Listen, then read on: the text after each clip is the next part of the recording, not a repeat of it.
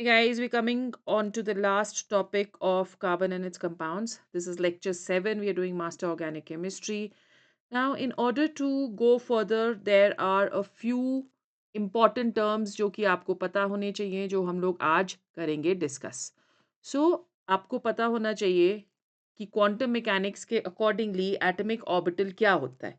आपको पता है कि एटॉमिक ऑर्बिटल जो है that is the region in space where the probability of finding an electron is maximum. Where the probability of finding an electron is maximum. ठीक है, तो ये होता है atomic orbital. Now atomic orbitals को हम लोग एस ऑर्बिटल्स, मतलब जो एटॉमिक ऑर्बिटल्स है वो हमारे पास एस हो गए. तो शेप्स भी ऑर्बिटल्स की आपको पता होनी चाहिए कि एस की शेप क्या होती है, स्फेरिकल. पी की होती है डम्बल. डी की होती है डबल डम्बल. और एफ की जो होती है that is a complicated shape. जब हम ऑर्बिटल्स की बात करते हैं तो ऑर्बिटल्स को हम डिस्क्राइब करते हैं by the wave function psi. ठीक है, और हर एक ऑर्बिटल की एक कैरेक्टरिस्टिक एनर्जी होती है. जो फेस साइंस होते हैं associated with an orbital that may be positive और दैट मे बी नेगेटिव. जब एटॉमिक ऑर्बिटल्स ओवरलैप करते हैं तो वो कंबाइन करते हैं टू फॉर्म मॉलिक्यूलर ऑर्बिटल्स. और मॉलिक्यूलर ऑर्बिटल्स जो है वो करस्पॉन्ड करते हैं to the regions of space जहाँ पे टू या more than two nuclei may be present. तो basically molecular orbitals they are formed by overlapping of atomic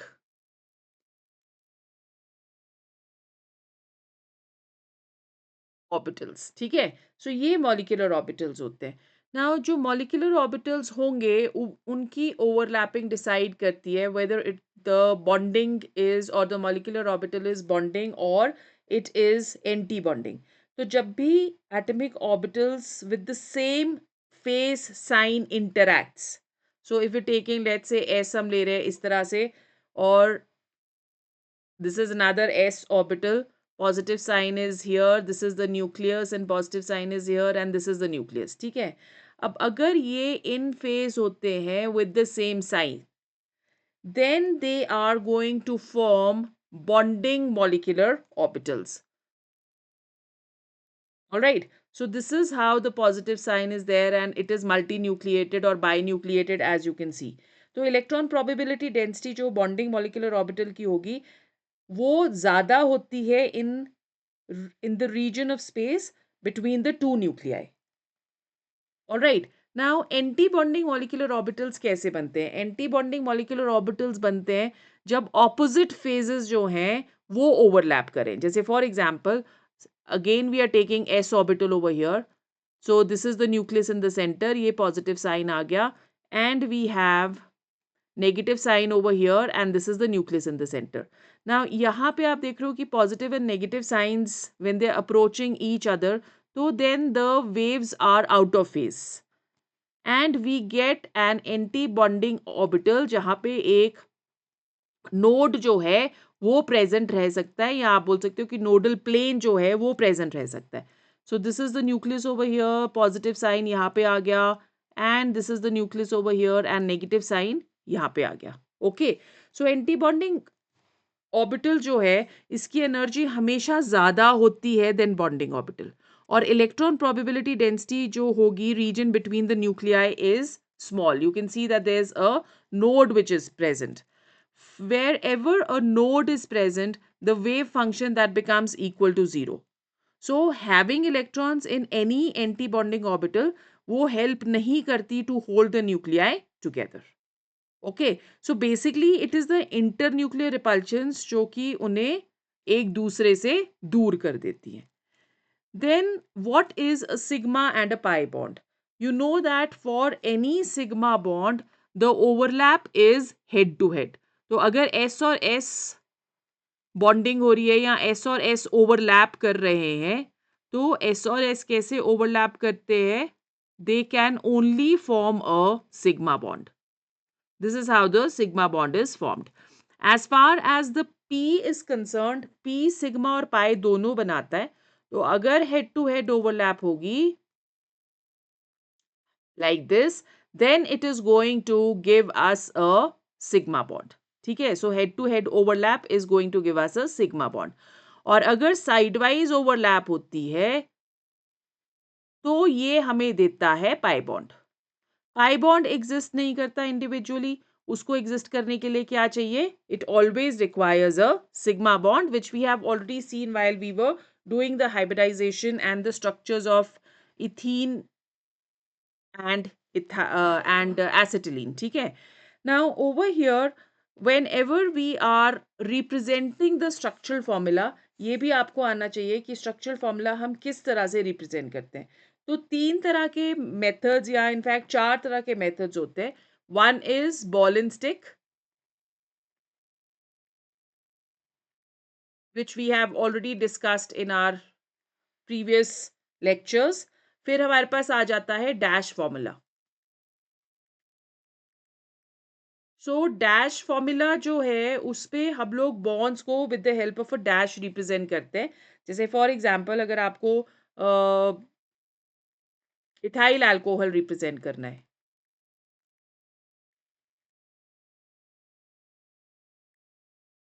तो ये आ गया ethyl alcohol.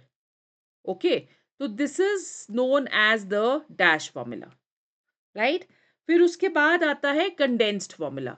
So what is condensed formula? इसमें हम लोग कंडेंस्ड फॉर्मूला में इन डैशेस को शो नहीं करते, so as to give a smaller formula which is known as the condensed formula.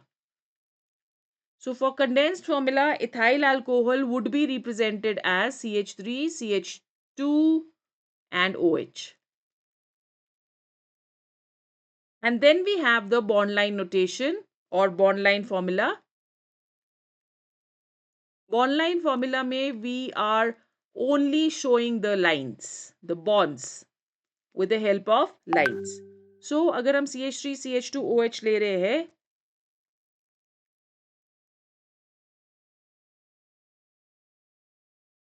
so this is what we are getting. So this is known as the bond line formula. Okay. फिर dash structural formula जो है उस पे बहुत ज़्यादा time waste होता है to make the formulas, to draw the formulas. बहुत ज़्यादा पेपर भी जो है वो वेस्ट होता है. तो देयरफॉर डैश स्ट्रक्चरल फॉर्मूला को हम लोग जनरली यूज़ नहीं करते. पर स्ट्रक्चरल फॉर्मूलाज जो है वो इवन हमें इंडिकेट करते हैं the connectivity of the atoms. So dash structural formula has a very wide role to play in constitutional isomers.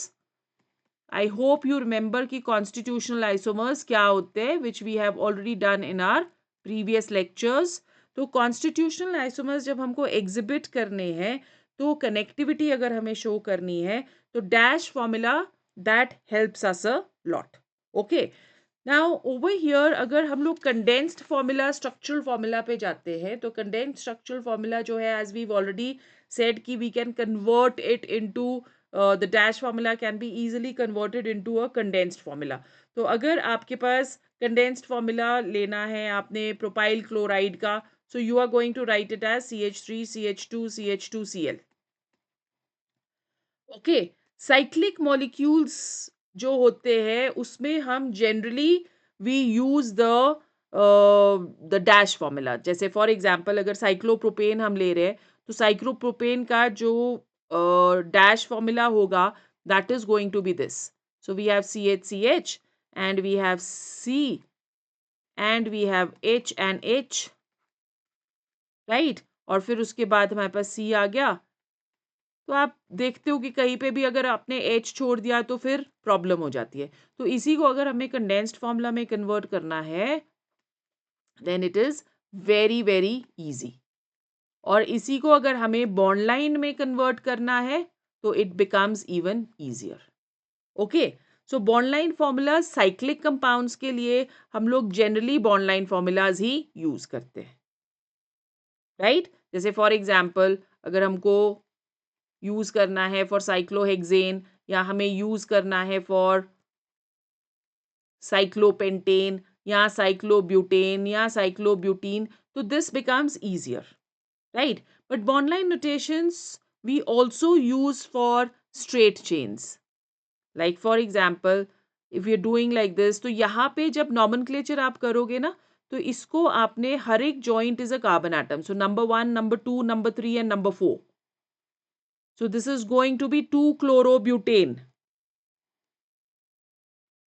2-chlorobutane. Okay, so this is how we represent the bond line formulas. Three dimensional formula को हम generally stereo isomers में use करते हैं, या geometrical isomerism हो गया या optical isomerism हो गया, उस पे हम लोग यूज करते हैं. तो अगर हम मीथेन का थ्री डायमेंशनल फॉर्मूला लिखें, so that can be written as there are two bonds which are on paper which are represented by a line, and then अगर हमारे पास एक wedge है which is a solid line, this is projecting towards you. और अगर एक इस तरह से डैश डॉटेड लाइन है, तो that is projecting behind the paper. So इसको हम लोग three dimensional structure of methane बुलाते हैं. Generally this is used for stereoisomerism. Okay, so guys with this we finish our first chapter. इसके जो questions हैं उसको मैं टेलीग्राम चैनल पे अपलोड करूंगी इन अ डे और to. So just try to solve them and then we can clear the doubts also over there only.